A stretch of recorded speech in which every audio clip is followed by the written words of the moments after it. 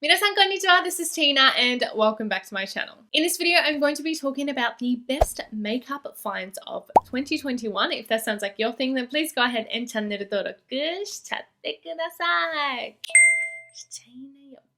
So another year has come and gone where I did not wear much makeup. Pretty sure I said this last year, but again, I had another year where most of it consisted of lockdowns, and even out of lockdown, I do still wear a mask all day, every day to work or whenever I go out essentially, so I don't generally wear a full face of makeup. So I didn't try out a ton of new products, I feel, but out of the ones that I did, this list is the standouts, the ones that impress me the most and the ones that I use the most often. I am going to start off with a base or kind of skin makeup product, the NUMBUZIN Porcelain Base Skip Tone Up Beige. I didn't realize it had such a long name. Is this considered makeup?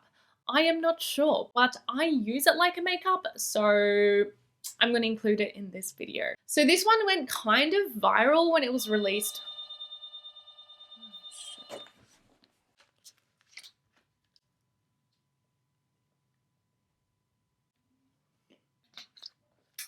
So this product kind of went viral when it was first released in Korea and even Japan. It was consistently selling out and I can see why. So the concept is that it is a tone-up cream that also has an SPF of 50 protection. So it's kind of like best of both worlds.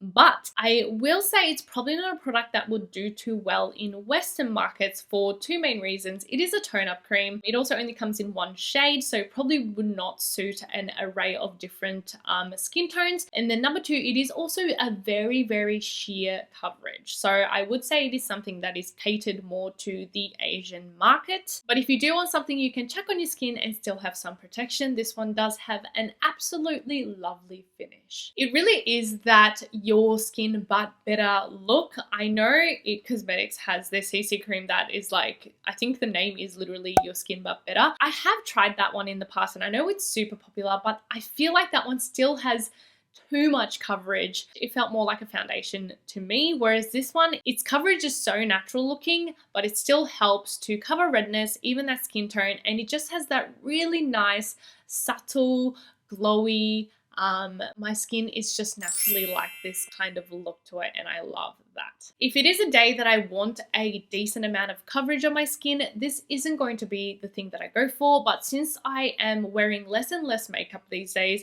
this with a little bit of concealer in the areas that I need a little extra coverage is plenty. That's what I've done today and I feel like my skin looks fine. For me, it is that kind of product that I could incorporate every day, and it's just an added bonus that it does have an SPF 50 protection. Plus the formula is so easy to work with. It is creamy, it is super blendable. When you first apply it, it does seem like kind of extra bright and it's like, oh, is this going to give me white cast? But by the time you blend it in, and honestly when you're blending it, it feels like sunscreen or just like a moisturizer. It just evens out and gives a beautiful finish that blends into my skin tone. Next, I do have a blush and it is the Canmake Cream Cheek. Oh my goodness, what a beautiful formula this is. I will be honest, I haven't tried that many different cream blushes, but I am all for, and honestly probably forever will be, a fan of the dewy glowy look. So cream blushes just make so much more sense since they don't really mattify your skin like powder blushes do. And the formula on this one is just mwah, for such an affordable product. It is a beautiful creamy formula that is decently pigmented, but it just blends out so seamlessly. I pretty much exclusively just apply it with my fingers. I don't use a brush or a sponge or anything, but even from the first time I used it and applied it, it was just so easy to use. I feel like with cream blushes, sometimes it can kind of chunk up or kind of move the makeup or alter the makeup that you've applied prior, but this one, it really doesn't. I just dab a couple like spots on my cheek and just like dab it and blend it, and every time, it just blends out seamlessly. Look at that, it just looks so natural. It looks like it's just like flushing from the inside of my skin, which is what initially blush was intended for. So I I love the way it looks and the way it applies onto the skin. And on top of that, it is very affordable because it's Canmake. In Japan, it retails for only 638 Japanese yen. And on YesStyle, you can still usually get it for about 10 US dollars. So it's very, very affordable. I do have a few shades at the moment, but I definitely plan on getting more. My favorite at the moment is the number 14 Apple Cream Red. And it's just this, honestly, it's just like a basic, nice, peachy, pinky blush. And I feel like it just like, I don't know, it just looks nice. That's all I can say. It just looks nice. So they do technically have 3 different ranges with the cream blushes after looking at Canmake's official site. They have their kind of regular cream cheek, which is what the number 14 and this number 20 is. They also have a pearl range, which as the name suggests, it has like a little bit of shimmer in the color. And then the third one is their clear cream cheek, which apparently is supposed to be the most sheer, the most natural looking of them all, and you can also use it on your lips. I don't have an example of that one at the moment, but I do currently have one in my YesStyle cart to purchase. Next, I do have another Canmake product because they are just queens of making affordable, great makeup products, and it is the Quick Lash Curler Mascara. So I did actually discover this mascara prior to this year. I'm not gonna lie, I had, you know, trialed it in the past, but I did not realize its full potential until this year, and oh my goodness, I think I have officially found my new Holy Grail mascara. I did have the same favorite mascara forever, the L'Oreal Telescopic. I loved this one and I've mentioned it many, many times on my channel. And I discovered it when I was living in America because it only cost like $8 over there. I would get Logan to bulk buy me like 5 tubes of this whenever he came and visited me because this was my go-to. I came back to Australia and they do still sell it over here, but it is different. It's just a different formula. It's not the same. It's somehow more like watery and it doesn't work the same way. Plus it retails for $27 over here. So it just like, it wasn't worth it. It wasn't the same. And I was like, I need to find a new mascara. Initially, the reason why I stayed away from the Canmake was because it was waterproof. Obviously, they are a little bit harder to remove. So that's why I was staying away from the Canmake. But oh, is it worth it? Even if it is a little bit harder to remove, this mascara is just, it just works so good for my lash type, which is short and thinner lashes. As the name suggests, Quick Lash Curler, it does actually help to keep the curl of your lashes all day. I usually just apply 2 layers. I still curl like normally before I do it.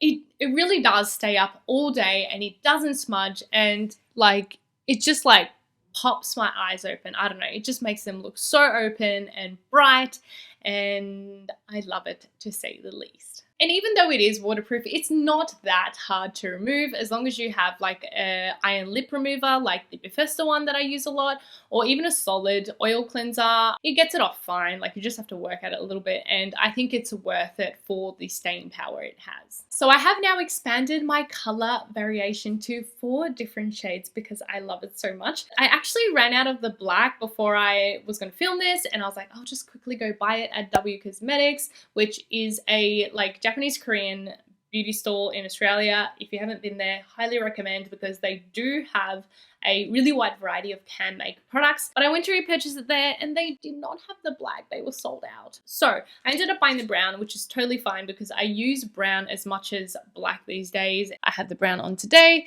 Like it's still really defining, but it looks a little bit more natural. And then the other 2 colors I have is the burnt orange and the mauve, which are both beautiful. I probably don't use it on a super regular basis because they are fairly tinted, but whenever I wear them, I always get compliments. People are like, oh my God, your lashes are purple or this and that. And I'm like, yeah. Once again, it is Canmake, so super affordable. In Japan, it retails for 748 yen. And then YesStyle usually has it for about $10 to $12 US. Next, I have the Visee Color Impact Liquid Liner. I have mentioned these in the past and honestly like a little while back, but my new discovery was this shade, the light brown BR341. I love brown liners and I'm all about the non-black eye makeup these days, as you could probably tell with the mascara as well. And it can be quite hard to find the right brown, if that makes sense. A lot of the time brown tends to be like too dark or too ashy, but this one is a beautiful medium warm brown, and it's still again very defining but looks a little bit soft on the eyes, and I feel like it goes really well with pinks and even oranges, which I tend to wear a lot on my eyes. So a feature of the Visee eyeliners are that they actually are supposed to have a little bit of translucence to them, so they're not like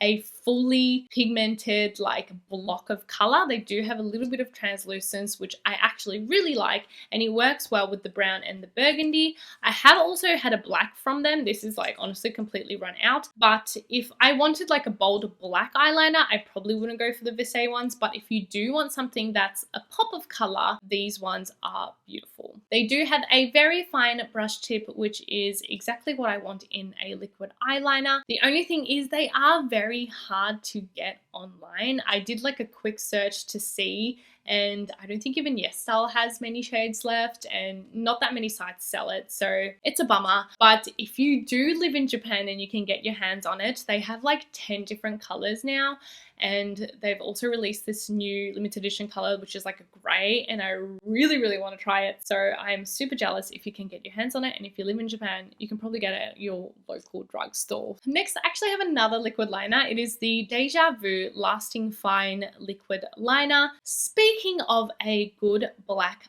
eyeliner, this one is my go-to when I want just a really strong, bold line of black. It honestly, like, it's so pigmented. You can even see it from this far away from the camera. Like, look how strong that shade is. It also does have a brush tip, really easy to use. I would say it's not quite as fine as the Visee one. I feel like the Visee one is a little bit more fine, so you can get a thinner line, but whenever I use black, I usually go for a really like strong, thick winged liner, so it works completely fine for me. It is also like hella smudge proof. I'm gonna let it dry for just like 2 seconds and I'll show you what I mean. But again, it is another one that's going to be kind of hard to get if you don't live in Japan. Not that many online retailers sell it, but here we go.